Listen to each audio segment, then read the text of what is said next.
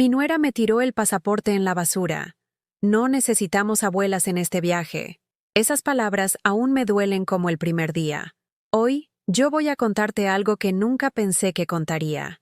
Y si tú, por un segundo, sientes que esto te parece familiar, solo te pido que dejes un like y te suscribas. Va a ayudarme a continuar desahogándome. Me llamo Carmen Rosales. Tengo 63 años y toda mi vida la pasé cuidando a otros. Soy de Guadalajara, de esas mujeres que aprendieron que el amor se demuestra callándose, aguantando y dando todo sin esperar nada a cambio. Esa mañana de febrero, estaba en la cocina de la casa de mi hijo Diego, preparando café de olla como a él le gustaba desde niño. Llevaba mi delantal azul con flores bordadas, el mismo que mi madre me había enseñado a hacer cuando tenía 20 años. Mis manos, arrugadas por los años y manchadas por las quemaduras de tanto cocinar para otros, temblaban ligeramente mientras molía el café en el metate que había traído de mi casa en Tlaquepaque. El sol de la mañana se colaba por la ventana de la cocina, iluminando las fotografías familiares pegadas al refrigerador. Diego en su primera comunión, su graduación, su boda, el nacimiento de mis nietos. En todas esas fotos yo aparecía sonriendo, siempre en segundo plano, siempre feliz de ser parte de esos momentos. Nunca imaginé que esa mañana iba a ser la última vez que me sentiría bienvenida en esa casa. Laura, mi nuera, bajó las escaleras con esa cara de fastidio que siempre ponía cuando me veía. Llevaba su bata de seda rosa, pantuflas con pelitos, y el cabello recogido en una cola alta que la hacía ver más joven de sus 35 años. Siempre fue bonita, Laura, con esa belleza que intimida, esa seguridad que yo nunca tuve. Desde que se casó con Diego hace 8 años, siempre me hizo sentir como una intrusa en la vida de mi propio hijo. «Buenos días, mija», le dije con la sonrisa que había perfeccionado durante décadas de intentar mantener la paz familiar. «¿Te sirvo cafecito? Está recién hecho, como le gusta a Diego».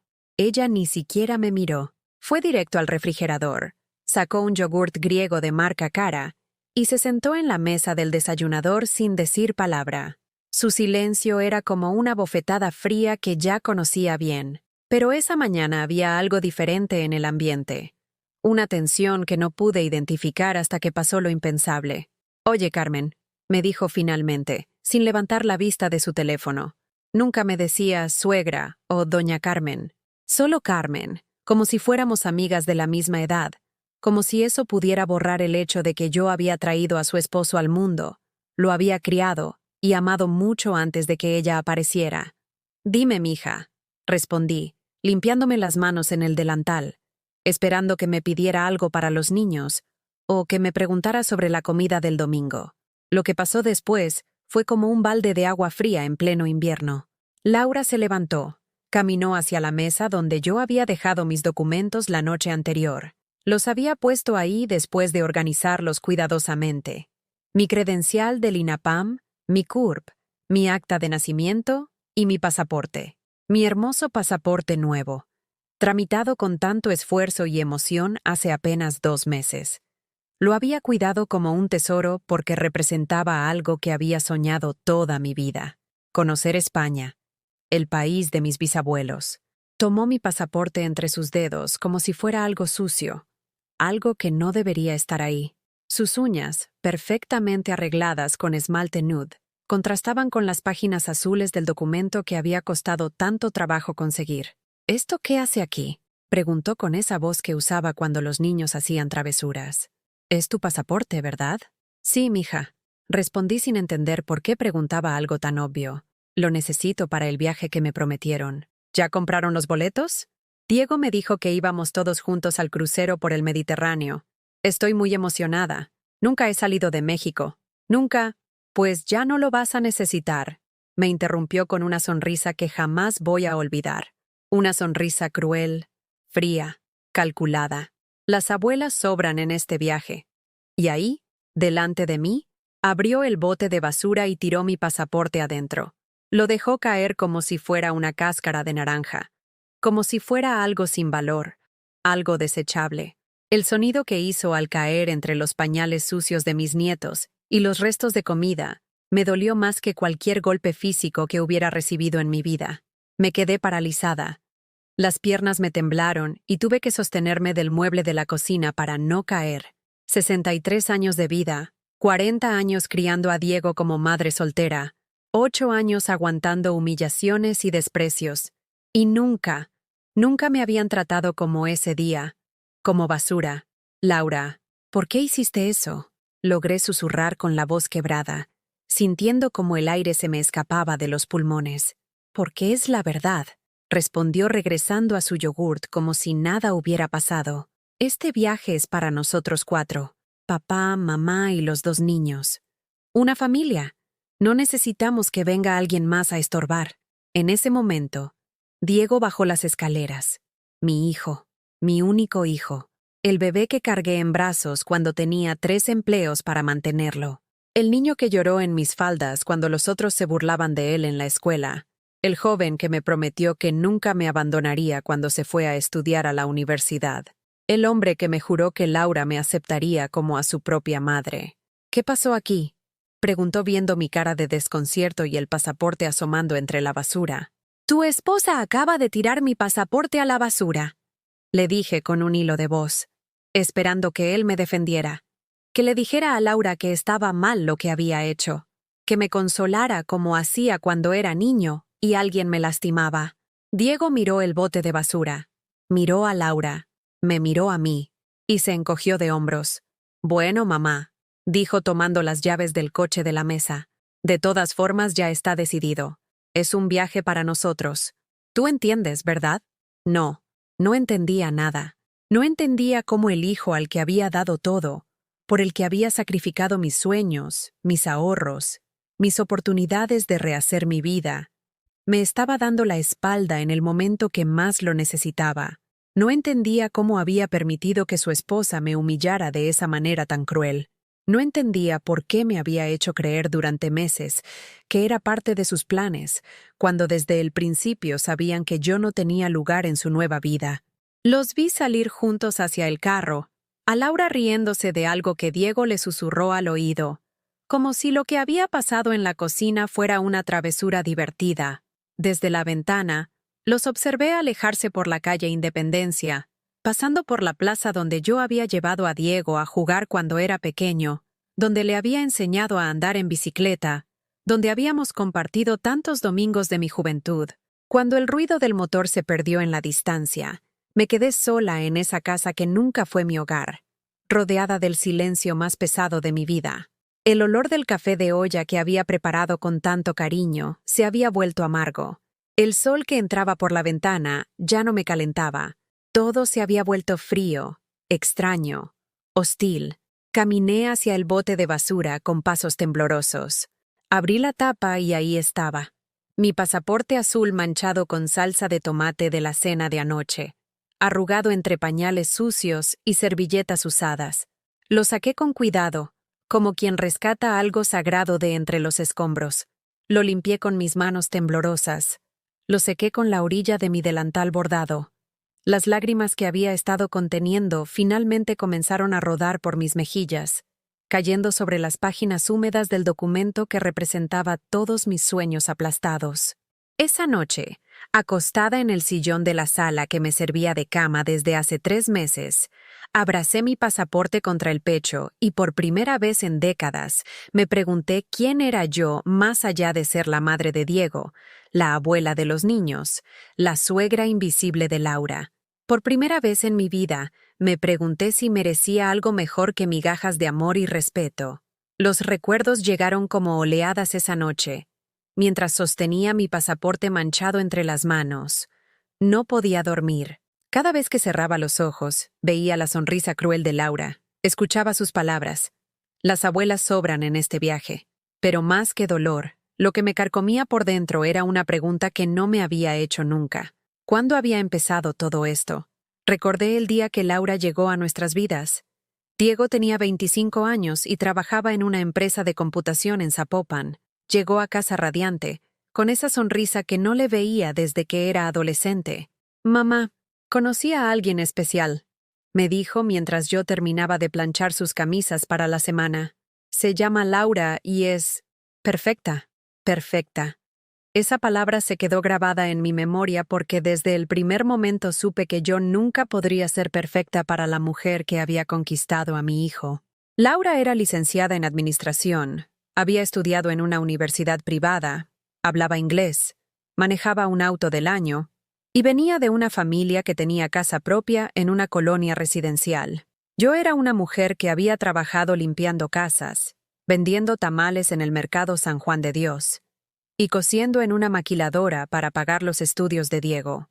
La primera vez que la trajo a casa, yo había preparado mole poblano. Pasé 2 días haciendo la salsa, tostando chiles, moliendo especias en mi metate, puse mi mejor mantel, el que bordé cuando Diego era pequeño, encendí velas, limpié cada rincón de nuestra casa humilde en la colonia Oblatos. Quería causar una buena primera impresión, que viera que mi hijo venía de una familia que, aunque pobre, tenía valores y tradiciones. Laura llegó con un vestido blanco inmaculado y zapatos de tacón que repiquetearon contra el piso de cemento de nuestro patio. Miró alrededor con esos ojos que yo interpretaba como curiosidad, pero que ahora entiendo eran de desprecio. ¡Qué pintoresco!, dijo cuando vio mis macetas con geranios y hierbabuena, mi lavadero de concreto, mi estufa de gas con los quemadores desiguales. Durante la cena, apenas probó el mole.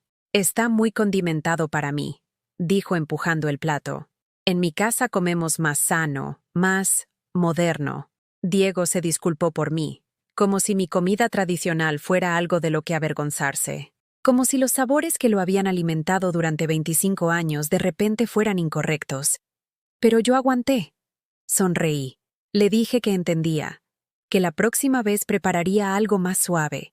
Y así comenzó mi largo camino de cambiarme a mí misma para complacer a alguien que nunca me iba a aceptar tal como era. Los meses siguientes fueron una sucesión de pequeñas traiciones que Diego cometía contra mí sin darse cuenta. O tal vez sí dándose cuenta, pero eligiendo a Laura sobre su propia madre. Dejó de venir los domingos a comer conmigo. Dejó de llamarme todos los días como había hecho durante años. Cuando venía a visitarme, siempre tenía prisa. Siempre tenía algo más importante que hacer. Es que Laura y yo tenemos planes, me decía cuando yo le proponía ir juntos al tianguis de los sábados, como hacíamos antes. Ella no entiende mucho de estas cosas. Nuestras tradiciones familiares se habían convertido en estas cosas que había que explicar o esconder. Cuando se casaron, yo gasté todos mis ahorros en la boda. Vendí mi máquina de coser Singer, la que había comprado con tanto esfuerzo y que había sido mi sustento durante años. Vendí mi anillo de matrimonio, el único recuerdo que me quedaba del papá de Diego. Vendí incluso mi televisión vieja para poder pagar el vestido de novia que Laura quería. Un vestido de 15,000 pesos que costaba más de lo que yo ganaba en 4 meses. No era necesario, mamá, me dijo Diego cuando le entregué el dinero. Pero lo tomó. Y Laura sonrió esa sonrisa que ya empezaba a conocer. Esa sonrisa que decía, esto es lo mínimo que puedes hacer por nosotros. Después del matrimonio, las cosas empeoraron. Laura tenía una forma muy sutil de hacerme sentir no bienvenida. Organizaba cenas familiares y se le olvidaba invitarme. Planeaba paseos con Diego los domingos, que eran nuestro día desde siempre. Cambiaba los planes sin avisarme cuando yo ya había preparado comida para todos. Es que Laura prefiere que seamos solo nosotros, me explicaba Diego cuando yo le preguntaba por qué ya no pasábamos tiempo juntos. Dice que necesitamos espacio para conocernos como pareja. Espacio. Esa palabra se convirtió en mi enemiga. Siempre necesitaban espacio. Espacio para ser familia. Espacio para tomar decisiones. Espacio para vivir sin la interferencia de una suegra que, según Laura, opinaba mucho sobre cosas que no le incumbían. ¿Opinar? Yo solo preguntaba cómo estaban, si necesitaban algo, si podía ayudar con la casa cuando decidieron mudarse a una colonia más exclusiva. Preguntar por mi hijo, por su bienestar, aparentemente era opinar demasiado. Cuando nacieron los gemelos, Sofía y Mateo, pensé que las cosas cambiarían. Pensé que ser abuela me daría un lugar especial en sus corazones. Que Laura entendería la importancia de la familia, de las tradiciones, de tener a alguien que pudiera cuidar a los niños con amor cuando ellos no estuvieran. Al principio parecía que así sería.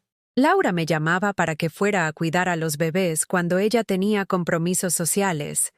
Me pedía que les hiciera de comer cuando Diego trabajaba hasta tarde. Me solicitaba que me quedara con ellos los fines de semana cuando querían salir solos. Yo llegaba corriendo. Dejaba todo lo que estuviera haciendo para estar con mis nietos. Les cantaba las mismas canciones que le había cantado a Diego. Les preparaba atole de avena. Les contaba cuentos. Los cargaba cuando lloraban. Los consolaba cuando tenían pesadillas. Pero pronto me di cuenta de que para Laura yo era como una empleada gratuita. Me hablaba solo cuando necesitaba algo. Me daba órdenes sobre cómo cuidar a los niños, como si yo no hubiera criado exitosamente a su esposo. No les des tanta azúcar. No los cargues tanto, se malcrían. No les hables en español. Necesitan aprender inglés primero. Los niños comenzaron a crecer viendo cómo su mamá me trataba. Sofía, que había sido mi consentida, empezó a hacerme desaires cuando su mamá estaba presente. Mateo dejó de correr a abrazarme cuando llegaba. Aprendieron que la abuela Carmen era alguien de menor importancia en la jerarquía familiar. Alguien que estaba ahí para servir, pero no para ser respetada. El día que vendieron mi casa sin decirme fue cuando debería haberme dado cuenta de hasta dónde estaban dispuestos a llegar. Yo vivía en la casa donde había criado a Diego, en Oblatos, cerca de la parroquia donde lo bauticé. Era una casa humilde, pero era mía, pagada con años de trabajo y sacrificio. Cuando Diego se casó, decidí rentarla y mudarme a un departamentito más pequeño para estar más cerca de ellos. «Mamá, tengo una propuesta», me dijo Diego una tarde mientras Laura alimentaba a los gemelos. «¿Qué te parece si vendes tu casa y te vienes a vivir con nosotros? Así podrías ayudarnos con los niños, y el dinero de la venta lo usamos para ampliar esta casa». Me emocioné. Pensé que finalmente me estaban aceptando como parte de su familia, que querían tenerme cerca. Vendí mi casa sin pensarlo 2 veces, sin leer bien los papeles, confiando ciegamente en mi hijo. El dinero nunca lo vi. Diego me dijo que lo había invertido en mejoras para la casa y en un fondo para los niños. Las mejoras resultaron ser una recámara nueva para ellos, una sala más grande, una cocina moderna. Para mí, me acondicionaron un pequeño cuarto de servicio junto a la lavandería. «Es temporal», me aseguró, «mientras construimos tu recámara propia». Esa recámara nunca se construyó, y el fondo para los niños se convirtió en vacaciones, ropa cara para Laura, un carro nuevo para Diego.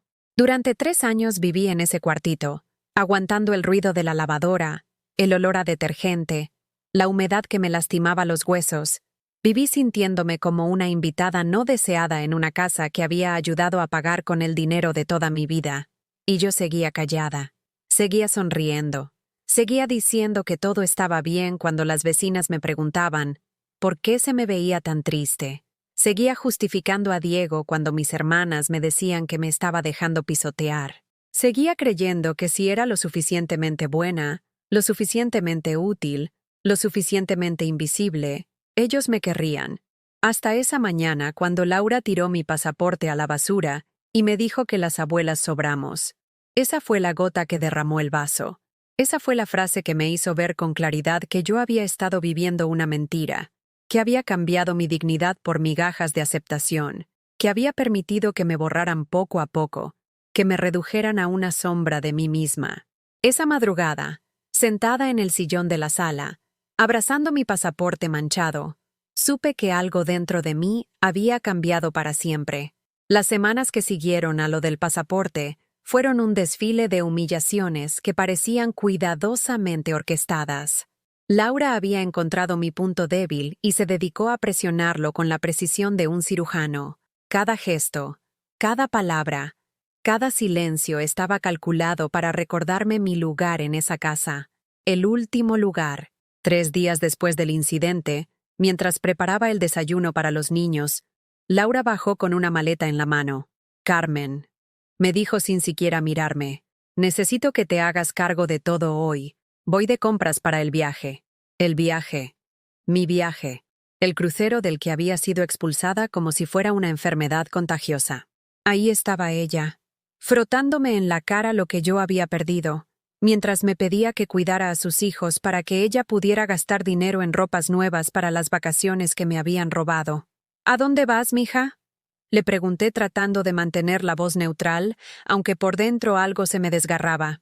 Al Palacio de Hierro de Andares, respondió revisando su bolsa de diseñador. Necesito vestidos para las cenas de gala del barco, y trajes de baño, y zapatos. Diego me dijo que no me preocupe por el dinero, que tenemos presupuesto de sobra. Presupuesto de sobra. Las mismas palabras me martillaron la cabeza durante horas. Dinero de sobra para ropa cara, pero no para incluir a la mujer que había hecho posible que Diego tuviera un trabajo, una educación, una vida. Mateo se acercó a mí mientras yo lavaba los platos. «Abuela Carmen, ¿tú no vas a venir con nosotros al barco grande?» La pregunta inocente de mi nieto de 5 años me atravesó como una daga. «No, mi amor», le dije tratando de sonreír. «La abuela se va a quedar aquí cuidando la casa». «¿Por qué?», insistió con esa curiosidad infinita de los niños. Antes de que pudiera responder, Sofía intervino con una crueldad que no sabía que existía en una niña de su edad. «Porque las abuelas son muy viejas para los barcos. ¿Verdad, mami?», dijo mirando a su madre, quien había regresado por algo que se le había olvidado. Laura sonrió. «Exacto, princesa. Los cruceros son para familias jóvenes. Las abuelas se cansan mucho». Me quedé helada frente al fregadero. Mis nietos, mis propios nietos, habían aprendido a verme como algo viejo, inútil, estorboso. Laura les había enseñado que yo era prescindible, que mi presencia no tenía valor, que mi amor no merecía consideración. Esa misma semana, el cumpleaños número 64 llegó sin fanfarrias. Había sido una tradición en nuestra familia celebrar los cumpleaños con mole, pastel de 3 leches y mariachis, aunque fueran del barrio. Diego siempre me había dicho, «Mamá, tu cumpleaños es sagrado para mí». El día llegó y se fue. Silencio total. Esperé desde temprano. Preparé café para todos. Limpié la casa. Me puse mi vestido azul más bonito, el que había comprado para la boda de Diego. Esperé una felicitación, una sonrisa, un abrazo, un feliz cumpleaños, mamá. Nada. Laura salió temprano con los niños. «Vamos al pediatra», dijo sin mirarme. Diego se levantó tarde, desayunó rápido y salió corriendo. «Tengo junta importante», murmuró mientras tomaba las llaves del coche. A las 8 de la noche, después de un día entero esperando, finalmente Diego llegó a casa. Lo recibí con una sonrisa temblorosa. «¿Cómo te fue en el trabajo, hijo?» «Bien, mamá. Estoy cansado. Me voy a bañar». Se fue a su recámara sin decir nada más, sin recordar qué día era, sin recordar que su madre había cumplido un año más de vida esperando una migaja de cariño de las personas que más amaba en el mundo. Laura llegó 1 hora después con los niños y bolsas de McDonald's. «Compramos hamburguesas», anunció alegremente. Los niños querían algo rápido. Cenaron sin invitarme. Yo me quedé en la cocina, viendo por la ventana cómo mi vecina doña Esperanza celebraba con su familia el cumpleaños de su nieta. Risas, globos, música, todo lo que yo había soñado tener en mi día especial. A las 10 de la noche, cuando todos se habían ido a dormir, me senté sola en la mesa de la cocina con una vela que encontré en un cajón. La puse sobre un bollito dulce que había comprado para mí misma en la panadería de la esquina. Canté «Las mañanitas» en voz bajita para no despertar a nadie. Estas son las mañanitas que cantaba el rey David. Hoy, por ser día de tu santo, te las cantamos a ti. Mi voz se quebró al final. 64 años, y por primera vez en mi vida nadie, absolutamente nadie, había recordado el día que nací. Pero las humillaciones no terminaron ahí. 2 semanas después, mientras ayudaba a Sofía con su tarea de español, Laura apareció con una expresión que ya conocía bien. Esa cara de quien está a punto de decir algo hiriente, pero lo va a presentar como un favor. «Carmen, necesito hablar contigo», dijo sentándose frente a mí mientras Sofía siguió coloreando sus dibujos. «Dime, mija». «He estado pensando», comenzó con esa voz pausada que usaba cuando quería sonar razonable, «y creo que sería mejor que Sofía y Mateo tomen clases de inglés en lugar de que tú les ayudes con el español». Sentí como si me hubieran dado un puñetazo en el estómago. Ayudar a mis nietos con sus tareas era uno de los pocos momentos del día en que me sentía útil, necesaria. Era nuestro tiempo especial, cuando ellos me contaban cosas de la escuela, y yo les enseñaba palabras nuevas, les explicaba matemáticas, les contaba historias de cuando su papá era pequeño. ¿Por qué? Logré preguntar. Porque el futuro está en el inglés, respondió como si fuera la cosa más obvia del mundo. Ellos necesitan prepararse para un mundo globalizado. El español ya lo saben. Necesitan habilidades que realmente les sirvan. Habilidades que realmente les sirvan. Mi lengua, mi cultura, mis conocimientos, no servían para nada en el mundo que Laura quería construir para mis nietos. Yo no servía para nada. Pero Laura, traté de razonar, yo puedo ayudarles con las dos cosas. No tiene que ser una cosa o la otra. No, Carmen. Ya decidí. Contraté una maestra de inglés que viene 3 veces por semana. Los niños van a estar ocupados con eso después de la escuela. Y así, de un plumazo, me quitó también a mis nietos. Ya no más tardes ayudándolos con las tareas, ya no más cuentos en español, ya no más risas compartidas sobre las mesas de la cocina. Laura había encontrado la forma de alejarlos de mí sin que ellos se dieran cuenta de lo que estaba pasando. Los días se volvieron interminables. Me levantaba temprano, preparaba desayuno para todos, limpiaba la casa, hacía la comida, lavaba ropa, planchaba, todo en silencio, como un fantasma que mantiene la casa funcionando sin que nadie note su presencia.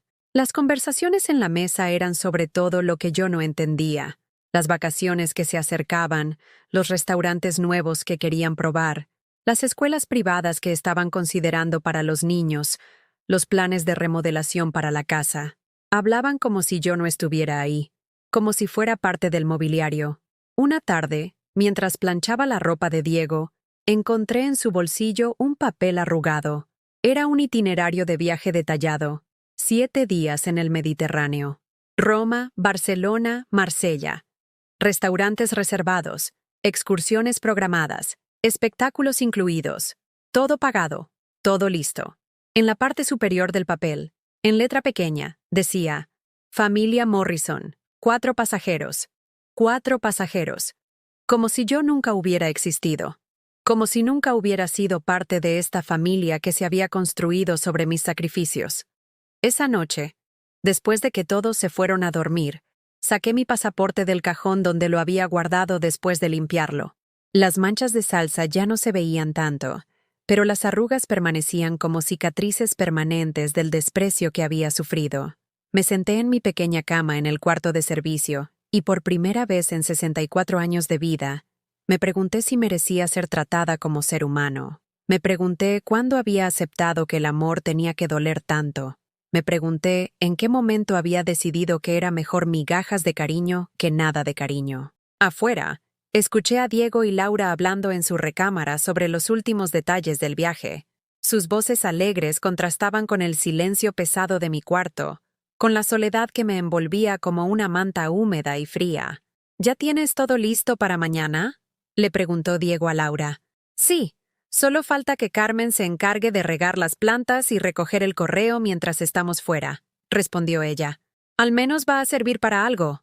Al menos va a servir para algo. Esas palabras se clavaron en mi pecho como alfileres. Para Laura, yo era útil solo como cuidadora de plantas y recolectora de correspondencia. Mi valor como persona, como abuela, como la mujer que había hecho posible la vida que ellos disfrutaban, era inexistente. Esa fue la noche que algo dentro de mí se rompió definitivamente. No fue un quiebre dramático, sino algo silencioso y profundo, como cuando una pared vieja finalmente cede después de años de soportar más peso del que puede cargar. Me quedé despierta hasta el amanecer, sosteniendo mi pasaporte entre las manos, mirando las páginas en blanco que nunca se llenarían con sellos de países lejanos. Pero por primera vez, en lugar de tristeza, comencé a sentir algo diferente, algo que no había sentido en años. Rabia. La rabia que había comenzado a crecer en mi pecho como una semilla venenosa encontró su momento de explosión 3 días antes del viaje. Fue un viernes por la tarde, mientras limpiaba la recámara de Diego y Laura. Siempre limpiaba sus cosas con cuidado. Doblaba su ropa como si fuera de cristal. Organizaba sus perfumes y cremas como si fuera una empleada doméstica profesional. Estaba sacudiendo el polvo de la cómoda cuando el cajón se abrió accidentalmente. Normalmente lo habría cerrado de inmediato, respetando su privacidad como había hecho siempre. Pero algo brillante llamó mi atención. Era un sobre grueso, de esos que usan los bancos para documentos importantes. Con las manos temblorosas, lo saqué. El membrete decía Banco Santander y estaba dirigido a Diego Morrison Rosales. Morrison era el apellido de Laura, que Diego había adoptado después de casarse por cuestiones profesionales. Según me había explicado en su momento, adentro había un estado de cuenta de una cuenta de ahorros que yo no conocía. Los números me hicieron parpadear varias veces para asegurarme de que estaba leyendo bien. 450,000 pesos. Casi $500,000 guardados sin que yo lo supiera. Seguí revisando. Había más documentos, pólizas de seguro, inversiones, un certificado de depósito a término fijo por 200,000 pesos más. Mi hijo que se quejaba constantemente de que el dinero estaba apretado y que tenían que cuidar cada peso. Tenía más dinero ahorrado del que yo había visto en toda mi vida. Pero eso no fue lo peor. Lo peor fueron los emails impresos que encontré al fondo del sobre. Eran conversaciones entre Diego y Laura, planificando el crucero, fechados desde hacía 6 meses. Ya reservé el camarote para 4 personas, decía uno de Diego. Los niños van a estar fascinados con la piscina del barco. ¿Y tu mamá? Respondía Laura. ¿No va a sospechar cuando vea que solo compramos 4 boletos? La respuesta de mi hijo me congeló la sangre. No te preocupes, le vamos a decir que sí va hasta el último momento, y después inventamos alguna excusa. Para entonces ya no podrá hacer nada. Inventamos alguna excusa. Todo había sido planeado. La humillación del pasaporte en la basura no había sido un impulso cruel de Laura. Había sido parte de un plan meticuloso para lastimarme, para quitarme las ilusiones que ellos mismos habían sembrado en mi corazón. Seguí leyendo con las manos cada vez más temblorosas. Además, continuaba Diego en otro email, es mejor así. Mi mamá no entiende de restaurantes finos ni de espectáculos elegantes. Sería incómodo explicarle todo. Y sabes cómo se pone sentimental con las fotos y esas cosas. Prefiero que sea un viaje solo nuestro. Tienes razón, respondía Laura. Y así no tenemos que preocuparnos por cuidar a una persona mayor en un barco. Sería demasiada responsabilidad. Persona mayor. Demasiada responsabilidad. Esas palabras se quedaron tatuadas en mi mente. Para mi propio hijo, yo me había convertido en una carga, en algo de lo que había que preocuparse en lugar de alguien con quien compartir momentos hermosos. Pero el email que me destrozó completamente fue el último de la conversación, fechado apenas una semana antes. ¿Qué hacemos con el dinero que nos dio para el viaje?, preguntaba Laura. Son como 20,000 pesos que juntó vendiendo sus cosas. Nos lo quedamos, respondía Diego sin vacilar. De todas formas lo íbamos a gastar en ella. Ahora podemos usarlo en mejores restaurantes y excursiones extra. Ella nunca se va a enterar. 20,000 pesos. El dinero que había juntado vendiendo mis pocas pertenencias de valor. Los aretes de oro de mi mamá. El reloj que me regaló Diego cuando se graduó de la universidad. Mi cadena de plata, que era lo único bonito que me quedaba.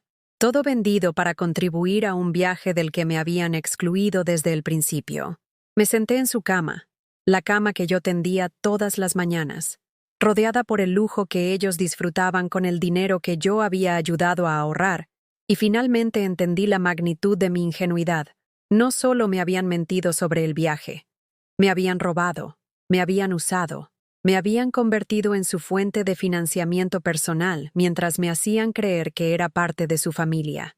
La puerta se abrió de repente. Laura entró como huracán, cargando bolsas de shopping de tiendas caras. Cuando me vio sentada en su cama con los papeles en las manos, su cara cambió de la sorpresa a la furia en segundos. ¿Qué haces revisando nuestras cosas?, me gritó arrancándome los documentos de las manos. ¿Quién te dio permiso de tocar nuestros papeles privados? Laura, dije con una voz que ya no era mía, una voz que salía desde algún lugar profundo que no conocía. Necesito hablar contigo y con Diego. Ahora. No tienes nada que hablar con nosotros, respondió guardando rápidamente los documentos en el cajón. Estás fuera de lugar, Carmen.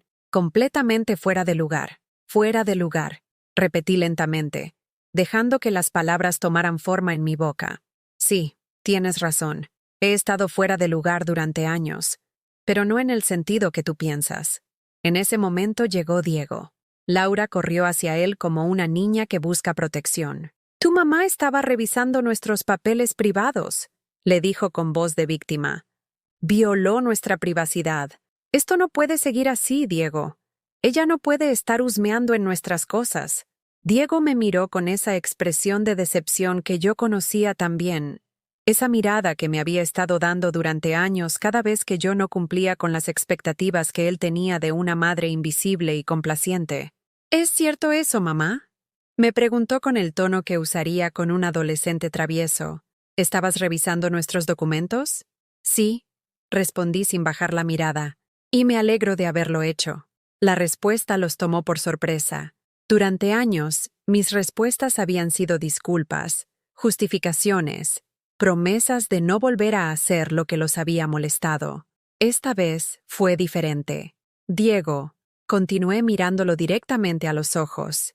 Quiero que me expliques algo. ¿Por qué me dijeron que íbamos a viajar juntos cuando desde hace 6 meses sabían que no era cierto? El silencio que siguió fue tan pesado que se podía cortar con cuchillo. Laura y Diego se miraron como dos niños que han sido descubiertos en una mentira. «Mamá», empezó Diego con esa voz condescendiente que había perfeccionado. Las cosas cambiaron. El presupuesto se ajustó y... ¿El presupuesto? Lo interrumpí. Diego, vi tu estado de cuenta. Tienes más de 600,000 pesos ahorrados. ¿De qué presupuesto me hablas? La cara de Laura se puso roja de ira. ¿Ves? Por eso no queremos llevarte. Porque eres una entrometida. Porque no respetas límites. Porque soy una carga. Terminé la frase por ella. Porque soy una persona mayor de la que hay que preocuparse. Porque no entiendo de restaurantes finos ni de espectáculos elegantes. Porque sería incómodo explicarme todo. Los ojos de Diego se abrieron como platos. Se dio cuenta de que había leído cada palabra de sus emails. Y también quiero que me expliques. Continué con una calma que me sorprendía a mí misma. ¿Qué pasó con los 20,000 pesos que junté vendiendo las joyas de mi mamá? El silencio se volvió asfixiante. Laura se cruzó de brazos y miró hacia otro lado. Diego abrió y cerró la boca varias veces como un pez fuera del agua. Esos 20,000 pesos los usamos para gastos de la casa, mamá. Mintió Diego evitando mirarme a los ojos. Para comida, servicios, cosas que también te benefician. No, dije levantándome de la cama lentamente. Los usaron para excursiones extra y restaurantes mejores. Para disfrutar más el viaje del que me excluyeron. Mi dinero está pagando su diversión, mientras me humillan diciéndome que sobro. Laura explotó. Ya basta. Estoy harta de tu drama. Estoy harta de que hagas escenas. No queremos llevarte porque eres una aguafiestas, porque siempre tienes algo que decir, porque arruinas todo con tus caras largas. Laura, la reprendió Diego, pero sin mucha convicción. No, Diego. Alguien tiene que decirle las verdades. Tu mamá cree que el mundo gira alrededor de ella. Cree que tiene derecho a opinar sobre todo, a estar en todos lados, a entrometerse en nuestra vida de pareja. Pues no. Esta es nuestra familia y ella no es más que... Se detuvo abruptamente, como si se diera cuenta de que había ido demasiado lejos. ¿Qué una qué? Pregunté con voz peligrosamente calmada. Termina la frase, Laura. Soy una qué. Una arrimada. Susurró mirando al suelo. Arrimada. La palabra me golpeó como un martillo en el pecho. Para la mujer por la que había sacrificado mi casa, mis ahorros, mi dignidad, yo era una arrimada. Alguien que vivía de la caridad ajena. Alguien que no tenía derecho a estar ahí. Mamá. Diego trató de suavizar la situación. Laura no quiso decir. Sí, quiso decir. Lo interrumpí. Y tiene razón. Soy una arrimada. Una arrimada en la casa que ayudé a pagar. Una arrimada que cocina, limpia, cuida niños y mantiene esta familia funcionando sin recibir ni respeto ni consideración. Los miré a los dos, a mi hijo y a su esposa, parados ahí como dos extraños, como dos personas que no conocía, que nunca había conocido realmente. Pero ¿saben qué? Continué dirigiéndome hacia la puerta. Las arrimadas pueden irse cuando quieran. ¿A dónde vas?, preguntó Diego con un tono que mezclaba preocupación y irritación. Me detuve en el marco de la puerta y los miré por última vez con los ojos de la mujer que había sido durante 64 años.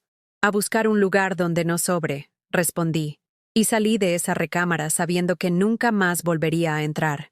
Salí de esa recámara con pasos que no reconocía como míos. Eran firmes, decididos, sin la prisa nerviosa que había caracterizado mis movimientos durante años. Por primera vez en décadas, no estaba huyendo de algo. Estaba caminando hacia algo. En mi pequeño cuarto de servicio, saqué la maleta vieja que había guardado debajo de la cama desde que me mudé a esa casa.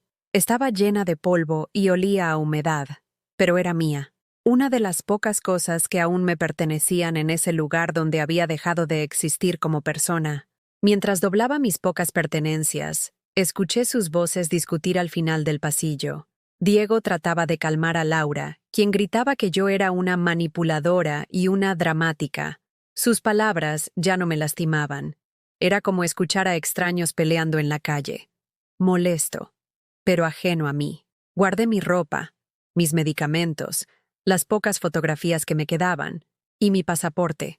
Ese pasaporte manchado que había sido tirado a la basura como si no valiera nada. Lo sostuve entre mis manos y por primera vez lo vi no como un símbolo de humillación, sino como lo que realmente era, mi libertad documentada. Cuando terminé de empacar, me senté en la cama y saqué mi teléfono. Tenía el número guardado desde hace meses, desde que había visto un programa en la televisión sobre programas de intercambio cultural. Nunca pensé que lo usaría. Pero ahí estaba. Embajada de España en México. Programas culturales. Marqué con dedos temblorosos. Embajada de España. Buenos días. Respondió una voz profesional pero amable. Buenos días. Dije con una voz que sonaba más fuerte de lo que me sentía. Mi nombre es Carmen Rosales. Tengo 64 años y necesito información sobre los programas de intercambio para personas mayores. La mujer del otro lado de la línea, que se presentó como María Elena Ruiz, coordinadora de programas culturales, me escuchó con una paciencia que hacía años no experimentaba. Le conté todo. No adorné nada. No busqué excusas para Diego y Laura. Simplemente dije la verdad, que había sido humillada, robada y excluida por mi propia familia, y que necesitaba empezar de nuevo. Señora Carmen, me dijo después de escuchar mi historia completa, tengo muy buenas noticias para usted. Acabamos de abrir convocatoria para nuestro programa Abuelas sin Fronteras. Es especialmente para mujeres mayores de 60 años que quieren compartir sus conocimientos culinarios y culturales en España mientras aprenden sobre nuestras tradiciones. Mi corazón se aceleró. ¿Cuándo puedo aplicar? ¿Puede venir mañana temprano? Tengo una cita disponible a las 9 de la mañana. Traiga su pasaporte, identificación oficial y tenga preparada su historia. Mujeres como usted, con experiencia de vida y ganas de empezar de nuevo, son exactamente lo que estamos buscando. Colgué el teléfono con una sensación que había olvidado que existía. Esperanza. Esa noche fue la primera vez en 3 años que no preparé la cena para la familia. Me quedé en mi cuarto, comiendo galletas Marías que tenía guardadas y bebiendo agua de la llave. Desde la cocina llegaban ruidos de platos y ollas. Laura había tenido que cocinar por primera vez en años. ¿Dónde está mi mamá?, escuché preguntar a Mateo. La abuela está ocupada, respondió Laura con irritación. Come tu sándwich y no preguntes. Pero la abuela siempre nos hace quesadillas para cenar, insistió Sofía. Pues hoy no, cortó Laura tajantemente. Los niños se quedaron callados. Incluso ellos podían sentir que algo había cambiado en la casa. A las 10 de la noche, Diego tocó la puerta de mi cuarto.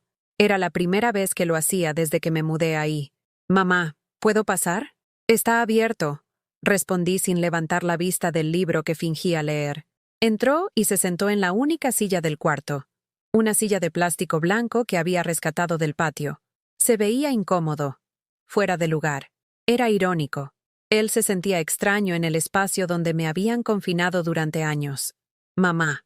Empezó con esa voz que usaba cuando era niño y había hecho algo malo. Laura se excedió hoy. No debió haberte dicho esas cosas.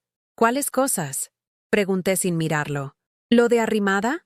¿O todas las otras verdades que finalmente salieron a la luz? No son verdades, mamá. Tú sabes que te queremos. Es solo que... Bueno, este viaje es importante para nosotros. Necesitamos tiempo en familia. Solo nosotros 4. Nosotros 4. Repetí lentamente. Interesante cómo defines familia, Diego. Se removió incómodo en la silla. Tú eres familia, mamá. Pero también tienes que entender que Laura y yo somos matrimonio. Tenemos que fortalecer nuestra relación. Los niños necesitan ver a sus padres unidos. ¿Y para eso necesitaban mentirme durante 6 meses? Lo interrumpí finalmente mirándolo a los ojos. ¿Para eso necesitaban robar mi dinero? ¿Para eso necesitaban humillarme tirando mi pasaporte a la basura? No fue robar, mamá. Ese dinero lo usamos para gastos de la casa. Diego, dije con una calma que me sorprendía. Ya leí sus emails. Sé exactamente en qué gastaron mi dinero. No me vuelvas a mentir. Se quedó callado varios minutos. Afuera se escuchaba el ruido de la televisión en la sala, las voces de alguna telenovela que Laura estaba viendo. ¿Qué quieres que haga, mamá? Preguntó finalmente. ¿Que cancele el viaje? ¿Que le diga a Laura que se equivocó? Los boletos ya están pagados, las reservas están hechas. No quiero que hagas nada, Diego. Respondí levantándome de la cama. Ya es muy tarde para eso. ¿Qué significa eso? Significa que mañana me voy de esta casa. La expresión en su cara cambió de sorpresa a pánico. ¿Te vas? ¿A dónde? ¿A dónde no sobre? Mamá, no seas dramática. Tú no sobras aquí. Esta es tu casa. No, lo interrumpí. Esta no es mi casa. Una casa es donde te respetan, donde te valoran, donde tu presencia es bienvenida. Esto es solo el lugar donde duermo a cambio de servicios de limpieza y niñera. Se levantó de la silla bruscamente. Eso no es cierto. ¿No? Diego, ¿cuándo fue la última vez que me preguntaste cómo me siento? ¿Cuándo fue la última vez que pasaste tiempo conmigo sin pedirme nada a cambio? ¿Cuándo fue la última vez que me defendiste cuando Laura me humillaba? No pudo responder porque sabía que la respuesta era nunca. Mira, hijo, continué sentándome nuevamente en la cama. No te odio, ni a ti ni a Laura. Pero finalmente entendí algo.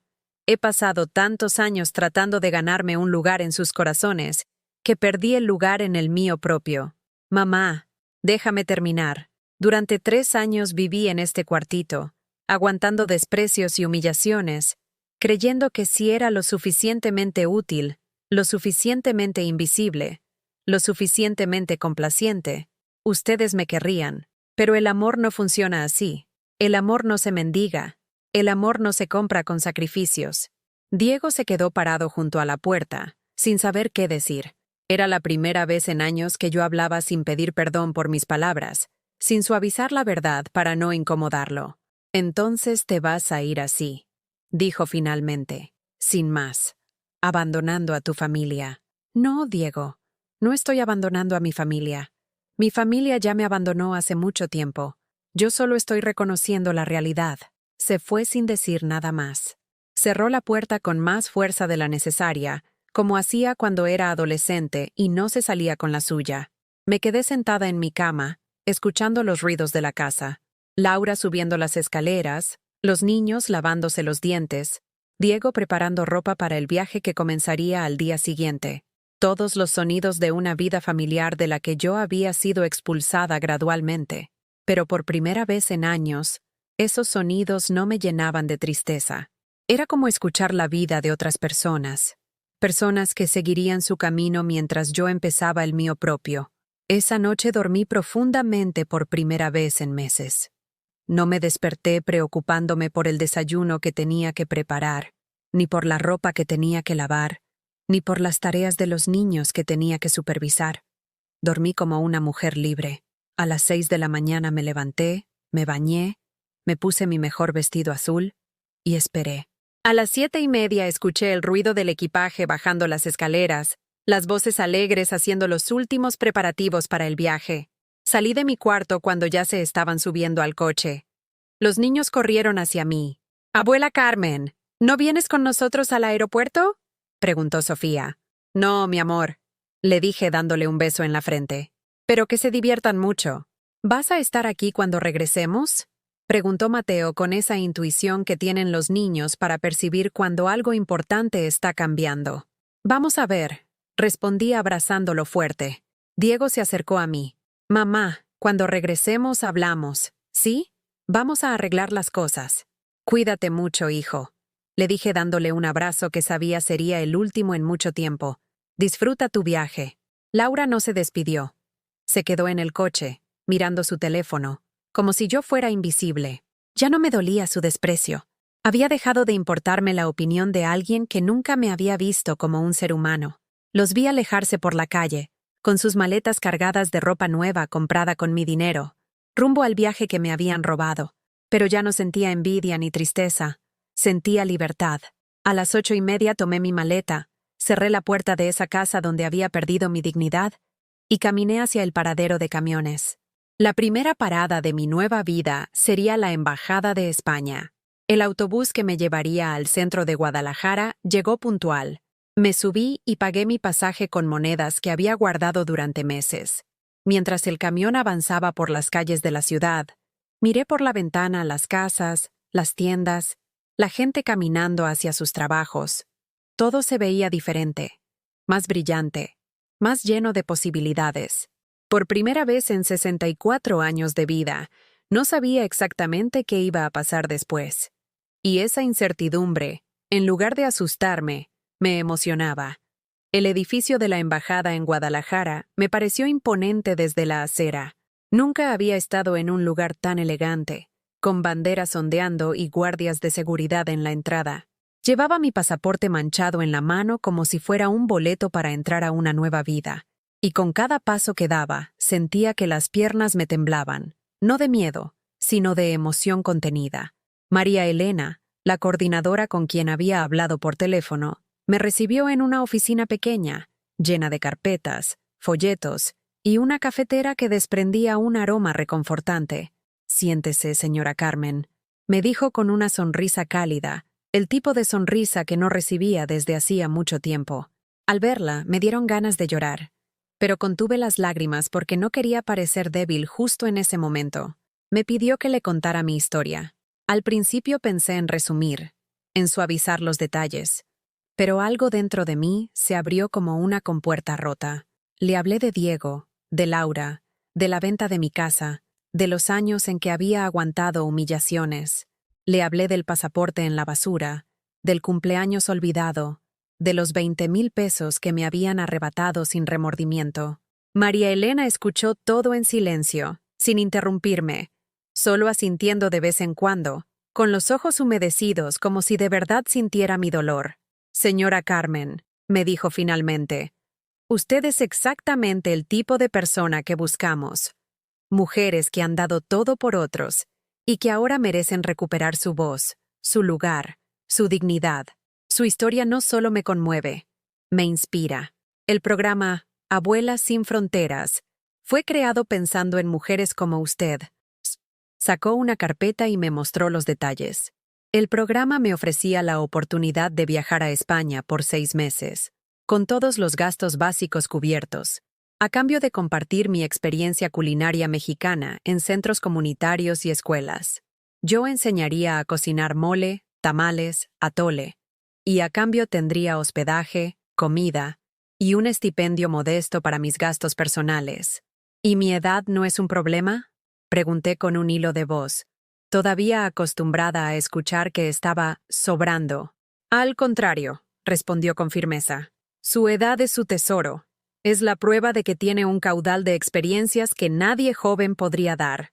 Usted no sobra, señora Carmen. Usted aporta». Esas palabras fueron como bálsamo en mis heridas. Aportar, no estorbar. La idea me llenó de un calor que me recorrió el cuerpo entero.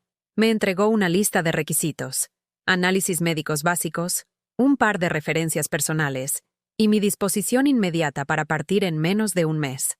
Salí de la embajada con la carpeta bajo el brazo, y mientras caminaba por la plaza central sentí que flotaba. La gente pasaba a mi lado apurada, hablando por teléfono, cargando bolsas, y yo sonreía sin razón, como si acabara de recibir la noticia más importante de mi vida. Esa tarde no regresé directo a la casa de Diego.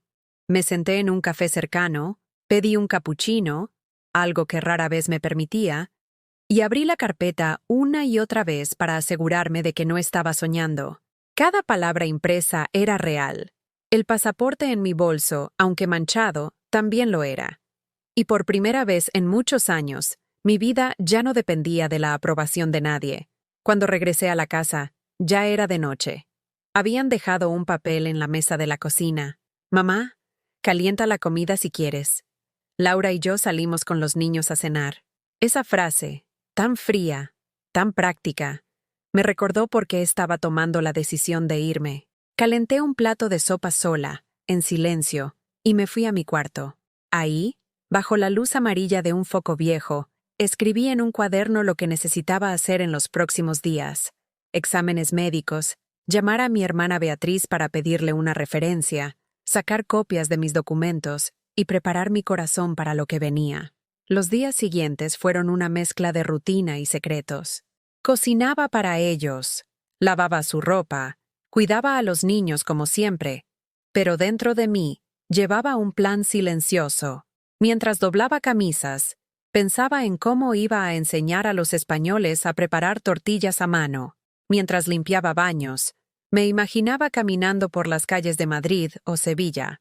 Mientras escuchaba las críticas de Laura, sonreía para mí misma, porque sabía que pronto su voz ya no tendría poder sobre mí. Una mañana, mientras llevaba a Sofía a la escuela, me encontré con doña Esperanza, mi vecina de siempre. Al verme más animada, me preguntó qué me pasaba. Dudé en contárselo, pero la confianza pudo más. Cuando terminé, ella me tomó las manos con fuerza. «Carmen, esto es un milagro. Dios no se olvida de nadie. Tú sembraste tanto amor, que era imposible que no recogieras algo bueno algún día». Sus palabras me acompañaron toda la semana. Milagro. Tal vez sí lo era. Hice mis análisis médicos en una clínica pequeña, y aunque el doctor me advirtió que tenía la presión un poco alta, me dio un certificado diciendo que estaba apta para viajar. Mi hermana Beatriz lloró por teléfono cuando le pedí la referencia. «Por supuesto que sí, Carmen. Tú eres la mujer más valiente que conozco. Si alguien merece esta oportunidad, eres tú». Mientras tanto, en la casa de Diego, el ambiente comenzaba a cambiar. Laura notaba algo distinto en mí. «¿Por qué sonríes tanto últimamente?», me preguntó una tarde mientras yo cocinaba arroz. «¿Qué trama la señora?» «Tramo mi propia vida, mija», le respondí suavemente. Ella frunció el ceño, como si mis palabras fueran un acertijo que no lograba descifrar. El día del viaje de ellos llegó. Los vi salir con sus maletas y su entusiasmo. Diego me dio un beso en la frente, rápido, mecánico. Laura apenas me miró. Los niños me abrazaron, y yo les deseé buen viaje con una ternura que no era fingida, porque a pesar de todo, ellos eran inocentes. Cuando cerraron la puerta, el silencio que quedó no fue de abandono, fue de libertad. Me quedaban 3 semanas para preparar mi partida. Cada día tachaba en mi cuaderno una nueva tarea cumplida. El cuarto de servicio, que siempre había sido mi cárcel, comenzó a transformarse en mi taller secreto de sueños. Doblé con cuidado la ropa que llevaría, guardé mis recetas escritas a mano, seleccioné las fotos más significativas de mi vida para mostrar a las personas que conocería. Un día encontré, en el fondo de una caja, el bordado de flores que mi madre me enseñó a hacer a los 20 años. Estaba amarillento, con hilos sueltos, pero al verlo, entendí que ese sería mi amuleto. Lo doblé y lo guardé junto a mi pasaporte. Era mi herencia y mi futuro en un solo pedazo de tela. El tiempo pasó más rápido de lo que imaginaba. La noche anterior a mi cita final en la embajada, me senté en la cama con el pasaporte en la mano y recordé todo lo vivido en esa casa. Los gritos, los desprecios, las lágrimas escondidas. Y me prometí a mí misma que nunca más volvería a aceptar un lugar donde mi dignidad no fuera reconocida. A la mañana siguiente, Me vestí con mi mejor blusa blanca bordada, esa que había usado en fiestas familiares años atrás, y tomé el autobús al centro. Cuando entré de nuevo a la embajada, sentí que estaba cruzando una frontera invisible, la que separa el pasado de la nueva vida que me esperaba. María Elena me recibió con una carpeta nueva. Señora Carmen, felicidades. Ha sido aceptada oficialmente en el programa. Su vuelo está programado para el 15 de marzo, con destino a Madrid. Allá la estará esperando la señora Pilar Gutiérrez, directora de un centro comunitario en Sevilla. Ella será su anfitriona y guía durante su estancia. No pude evitarlo. Las lágrimas cayeron libremente. María Elena me abrazó como si me conociera de toda la vida. Es su momento, Carmen. Disfrútelo. Y recuerde, no sobra, nunca más. Esa noche regresé a la casa de Diego por última vez. Caminé por las habitaciones en silencio, sin rencor, solo despidiéndome.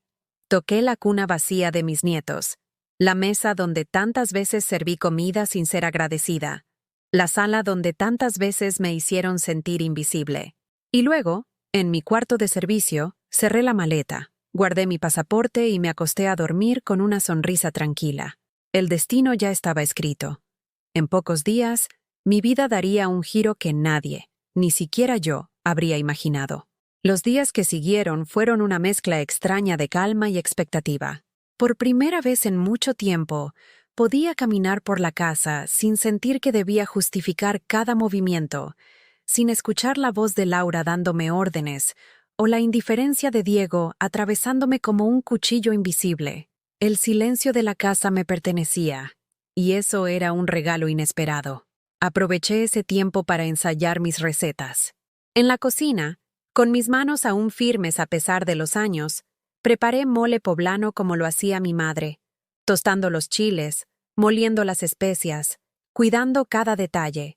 Cociné tamales de rajas con queso, atole de canela, tortillas hechas a mano.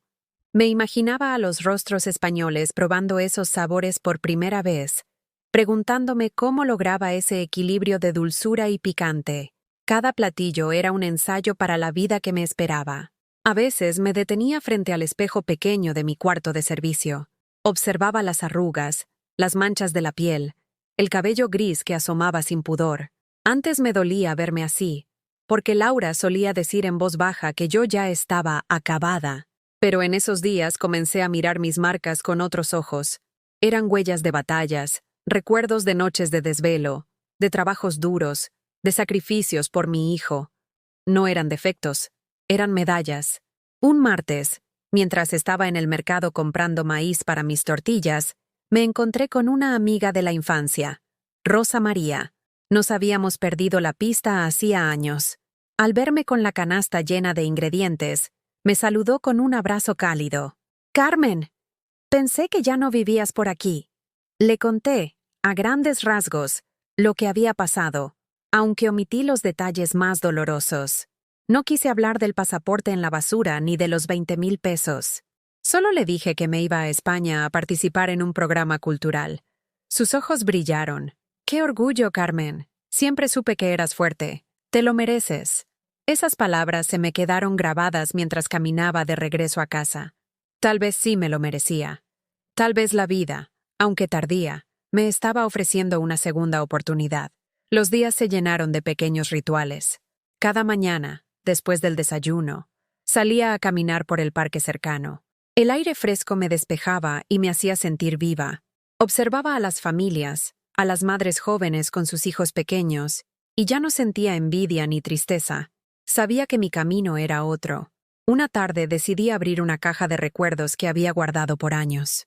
Dentro estaban las cartas que Diego me escribió cuando era niño, dibujos de corazones, palabras torpes de agradecimiento. «Mamá, eres la mejor cocinera del mundo», decía en una de ellas. «Gracias por cuidarme siempre». Esas letras infantiles me arrancaron lágrimas. ¿En qué momento se había perdido ese amor inocente?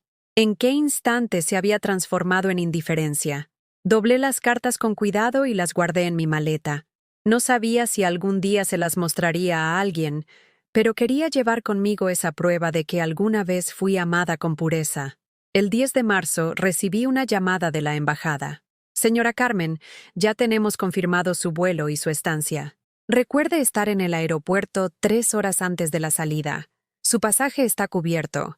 Solo traiga su pasaporte y su equipaje. Sentí un escalofrío recorrerme el cuerpo. La fecha estaba cerca. El sueño se volvía realidad. Los preparativos finales me mantuvieron ocupada. Fui a la papelería a sacar copias de mis documentos. Compré un par de blusas nuevas con los pocos ahorros que aún tenía, y pasé horas escribiendo mis recetas en un cuaderno bonito que me regaló mi hermana Beatriz.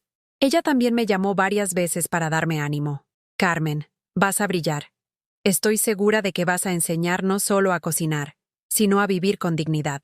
La última semana antes de partir, me dediqué a ordenar mi cuarto. Era un espacio reducido, pero había sido testigo de mis lágrimas, de mis noches de soledad, de mis rezos silenciosos. Mientras doblaba las cobijas y limpiaba el piso, me despedí de ese lugar como quien cierra un capítulo de un libro doloroso. El día 14, un día antes del vuelo, salí al patio trasero para regar las plantas. Eran las que siempre cuidaba porque Laura nunca tenía tiempo ni ganas. Había bugambilias, geranios y un par de macetas de albahaca. Al echarles agua, recordé todas las veces que Laura dijo que yo, al menos, servía para eso. Pero ahora esas plantas eran testigos de que no solo servía para regarles vida a ellas, también podía regármela a mí misma. Esa noche me acosté temprano, aunque el sueño tardó en llegar. Me preguntaba cómo sería estar en un avión cruzando el océano. Me imaginaba aterrizando en un país donde nunca había puesto un pie, caminando por calles desconocidas, hablando con personas que me tratarían como alguien valiosa. La emoción era tan grande que apenas pude cerrar los ojos. El día del vuelo amanecí antes de que saliera el sol. Me puse mi vestido azul bordado y una rebocera que había heredado de mi madre. Quería llevar conmigo un pedazo de mi tierra, de mis raíces. Tomé la maleta, respiré hondo y salí de la casa de Diego por última vez. Cerré la puerta sin mirar atrás. En el taxi que me llevó al aeropuerto, las calles de Guadalajara pasaban rápidas frente a mis ojos. Los mercados, las iglesias, las plazas donde había pasado mi vida entera se despedían de mí como viejos amigos. No sentí tristeza, sino gratitud. En el aeropuerto, mientras hacía fila para documentar mi maleta, veía familias abrazándose, parejas besándose, niños corriendo con mochilas de colores. Yo estaba sola, pero no me sentía sola. Llevaba conmigo la fuerza de todas las mujeres que habían sido calladas, humilladas, invisibilizadas. Llevaba conmigo la esperanza de un futuro mejor. Cuando la azafata anunció el abordaje, mis manos temblaron. Entregué mi pasaporte manchado. El oficial lo miró con cuidado, lo selló y me lo devolvió con una sonrisa. Buen viaje, señora. Ese sello fue como un certificado de renacimiento. Caminé por el pasillo hacia el avión con el corazón latiendo como tambor. Al sentarme junto a la ventanilla, miré la pista iluminada y, mientras el avión despegaba, sentí que por fin estaba dejando atrás años de dolor. Mientras las nubes quedaban abajo, mis ojos se llenaron de lágrimas. No eran de tristeza, sino de alivio. Después de más de 6 décadas de vida, estaba naciendo de nuevo. Dormí un poco durante el vuelo, soñando con aromas de mole y tortillas. Al despertar, el capitán anunció que estábamos a punto de aterrizar en Madrid. Miré por la ventanilla y vi el amanecer teñir el cielo de naranja y rosa. Era un nuevo día, en todos los sentidos.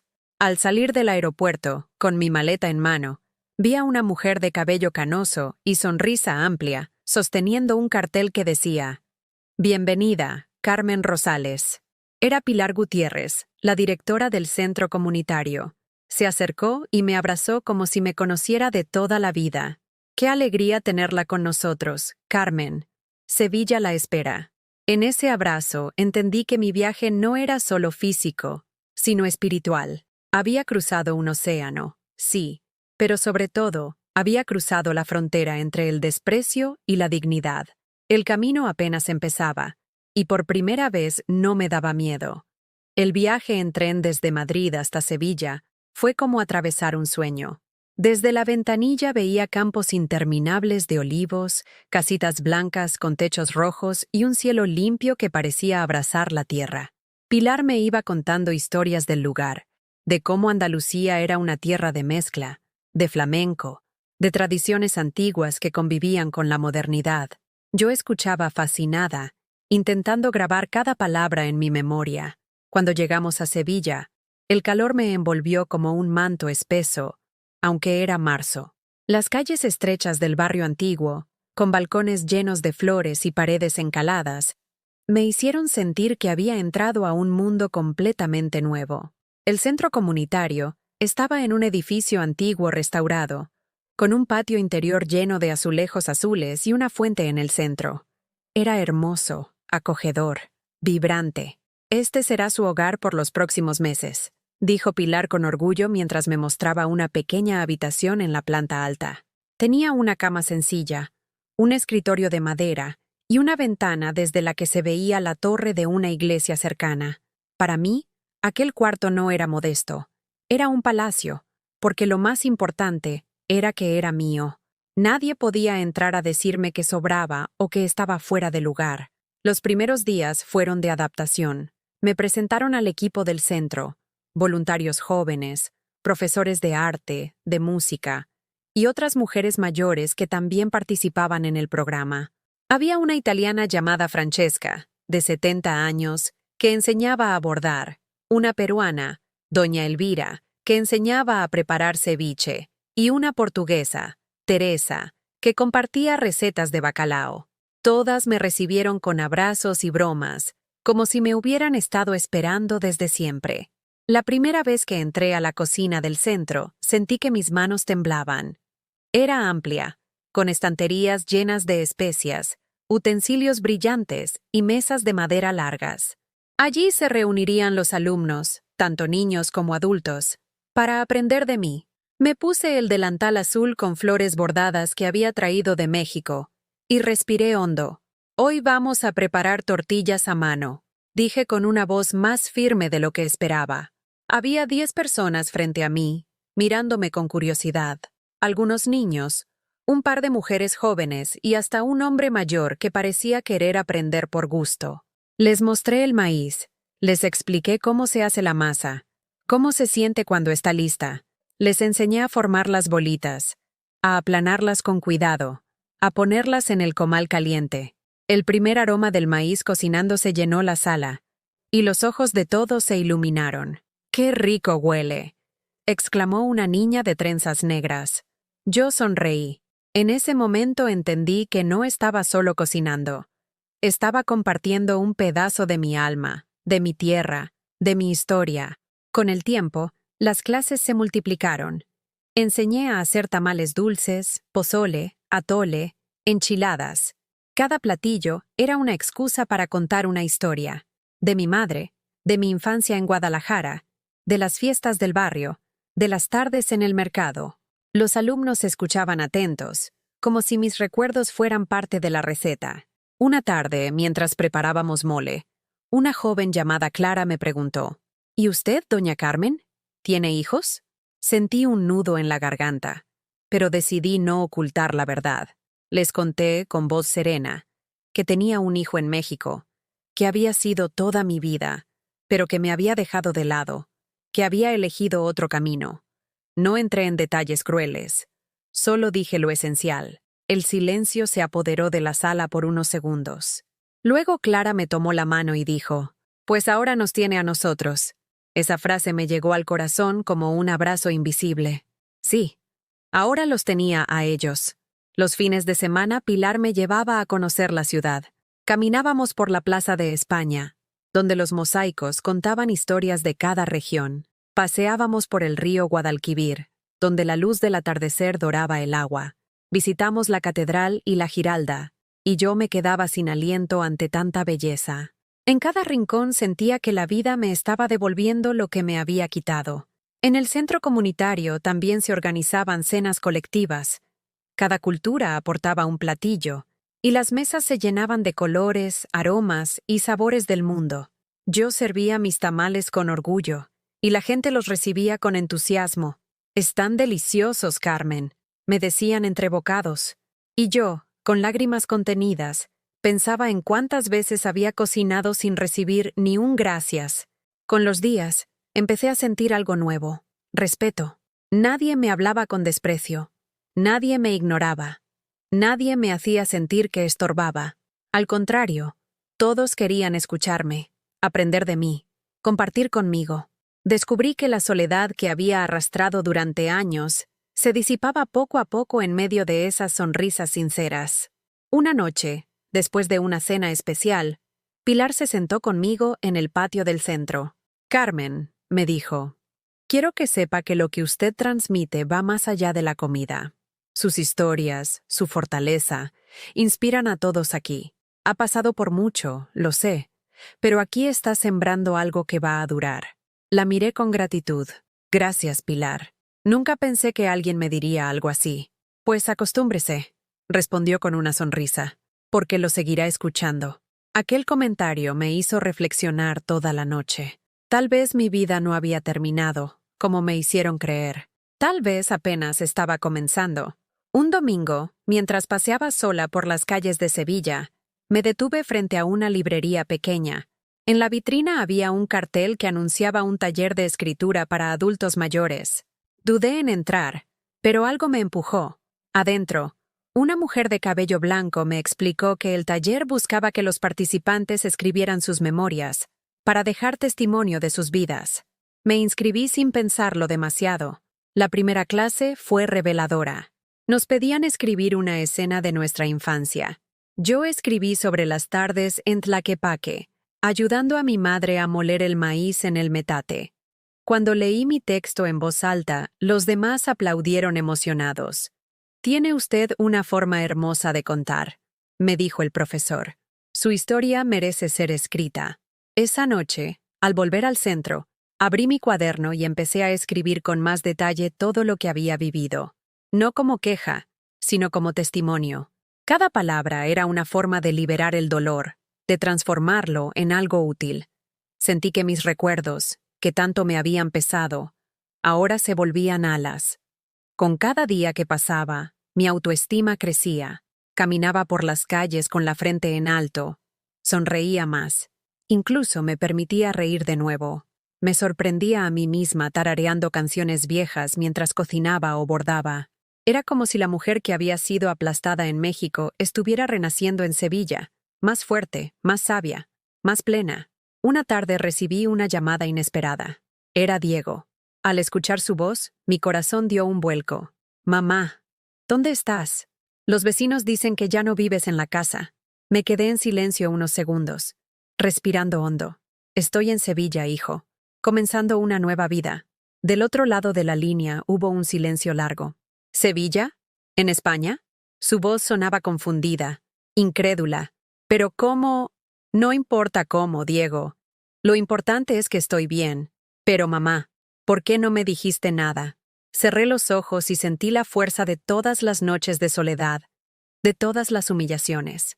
«Porque nunca quisiste escucharme». Hubo un silencio pesado. Luego, apenas un susurro. «Lo siento, mamá». No respondí, no porque no quisiera, sino porque entendí que no necesitaba escuchar esas palabras para sanar. La verdadera disculpa estaba en mi decisión de ya no aceptar migajas. Colgué el teléfono y me quedé mirando la torre de la iglesia a lo lejos, iluminada por la luna. Por primera vez en mi vida, no me sentía atada a nadie. Era libre. Las semanas en Sevilla pasaron como un río caudaloso que no se detiene. Cada día estaba lleno de actividades, de rostros nuevos, de abrazos inesperados. En el centro comunitario mi nombre comenzó a circular más de lo que yo podía imaginar. Personas de barrios lejanos venían a probar mis platillos, y más de una vez escuché comentarios como: «Dicen que la señora mexicana cocina como Los Ángeles». Al principio me daba vergüenza, pero poco a poco empecé a creerlo. Una tarde, Pilar me llamó a su oficina. Tenía entre sus manos un sobre blanco con un sello oficial. «Carmen, hay algo que quiero compartirle. El Ayuntamiento de Sevilla nos ha informado que organizarán un festival gastronómico para celebrar las culturas que conviven en la ciudad. Quieren que usted represente a México en el evento principal». Sentí que el corazón se me detenía. ¿Yo? ¿Representar a todo un país? Sí, usted, dijo sonriendo. No lo dude ni un segundo. Usted no solo cocina, cuenta historias, transmite amor. Eso es lo que ellos quieren mostrar. Me quedé muda, con las manos temblorosas. Recordé todas las veces que Laura me hizo sentir como una sirvienta, como una sombra sin voz. Y ahora, en un país lejano, me estaban pidiendo que hablara en nombre de millones de personas. Era como si la vida me dijera que, después de tanto dolor, había llegado mi momento de ser escuchada. Durante semanas me preparé para el festival, revisé recetas, elegí ingredientes, practiqué cada movimiento como si fuera un ritual sagrado. Decidí que presentaría mole poblano, el platillo que para mí significaba familia, tradición, historia. Cada vez que tostaba los chiles, pensaba en mi madre. Cada vez que molía las especias, recordaba a mis hermanas. Cada vez que probaba la salsa, sentía que estaba sanando una herida. El día del festival llegó. La plaza mayor estaba llena de puestos, banderas, música y aromas de todos los rincones del mundo. Había tambores africanos, danzas portuguesas, canciones italianas. Y en el centro, un escenario donde yo debía hablar y cocinar frente a cientos de personas. Cuando me llamaron, el murmullo del público se detuvo. Subí al escenario con mi delantal azul bordado y mi rebocera al hombro. Frente a mí había periodistas, autoridades, familias enteras. Tomé aire y comencé a hablar. Mi nombre es Carmen Rosales. Vengo de Guadalajara, México. Durante toda mi vida creí que solo servía para cuidar a otros, que mi voz no tenía importancia. Pero hoy estoy aquí para compartir algo más que una receta. Quiero compartirles la certeza de que nunca es tarde para recuperar la dignidad. El público guardó silencio absoluto. Entonces encendí el comal y empecé a preparar el mole. Expliqué cada paso. Conté historias de mi infancia, de las fiestas en mi barrio, de las manos de mi madre enseñándome a cocinar. Las cámaras grababan. La gente aplaudía en cada detalle. Los niños se acercaban a oler los ingredientes. Cuando serví los primeros platos, la reacción fue inmediata. ¡Está delicioso!, gritó un hombre con entusiasmo. Otros aplaudieron. Algunos incluso se pusieron de pie. Yo sonreí, y mis ojos se llenaron de lágrimas. No de tristeza, sino de victoria. Al final, Pilar subió al escenario y tomó el micrófono. Esta es Carmen, nuestra embajadora del alma mexicana. Una mujer que nos recuerda que la fortaleza nace de las heridas y que el amor verdadero nunca sobra. El público se levantó y me aplaudió de pie. Ese sonido, ese estruendo de manos unidas, fue el abrazo que esperé durante toda mi vida. Esa noche, al volver al centro, recibí un mensaje en mi teléfono. Era de Diego. Mamá, vi un video tuyo en internet. Estás en todas partes. Estoy orgulloso de ti. Me quedé mirando la pantalla largo rato. No respondí enseguida. No porque guardara rencor, sino porque entendí que ya no necesitaba su validación. Mi valor no dependía de su mirada. Días después, mientras paseaba por el río Guadalquivir, reflexioné sobre todo lo que había pasado. Recordé el pasaporte en la basura, el cuarto de servicio, los cumpleaños olvidados, y también recordé la voz de la niña en la clase de cocina diciendo: «Ahora nos tiene a nosotros». Sí, los tenía. Tenía un lugar, una voz, un futuro. Una tarde me senté en la sala común del centro con mi cuaderno de escritura. Escribí una frase que se convirtió en mi mantra. Nunca es tarde para comenzar de nuevo. Cerré los ojos y sentí paz. Con el tiempo, mi historia se difundió más. Recibí invitaciones para dar talleres en otras ciudades, para hablar en programas de radio. No me volví rica ni famosa, pero me volví libre. Y esa libertad valía más que todo el oro del mundo. Meses después, recibí una carta de Sofía y Mateo. Estaba escrita con letra infantil. «Te extrañamos, abuela. Queremos que regreses pronto. Nadie hace las quesadillas como tú». Lloré al leerla, pero no de dolor. Lloré porque entendí que ellos, a pesar de la influencia de su madre, todavía guardaban un rincón de amor para mí. Tal vez algún día volveríamos a encontrarnos, pero esta vez yo sería otra, una mujer fuerte, digna, imposible de ignorar. Esa noche, en el patio iluminado por faroles, rodeada de amigas que se habían vuelto familia. Brindé con una copa de vino. Por las segundas oportunidades, dije. Todas levantaron sus copas y repetimos juntas. Por las segundas oportunidades. Miré al cielo estrellado de Sevilla y supe que, aunque mi vida había comenzado con sufrimiento y humillaciones, estaba terminando en victoria. Había cruzado el océano, pero sobre todo había cruzado el abismo del desprecio hacia la tierra firme de la dignidad. La lección que quiero dejarte es esta. Nunca permitas que nadie te convenza de que sobras. Todos tenemos un lugar en el mundo, y a veces ese lugar aparece cuando menos lo esperamos. Nunca es tarde para volver a empezar, para recuperar la voz, para caminar con la frente en alto. ¿Alguna vez has vivido o conoces a alguien que haya pasado por algo parecido? Respóndeme en los comentarios. Y si esta historia te tocó el corazón, te pido que dejes tu like y te suscribas al canal, para que este mensaje llegue a alguien que hoy necesita escucharlo.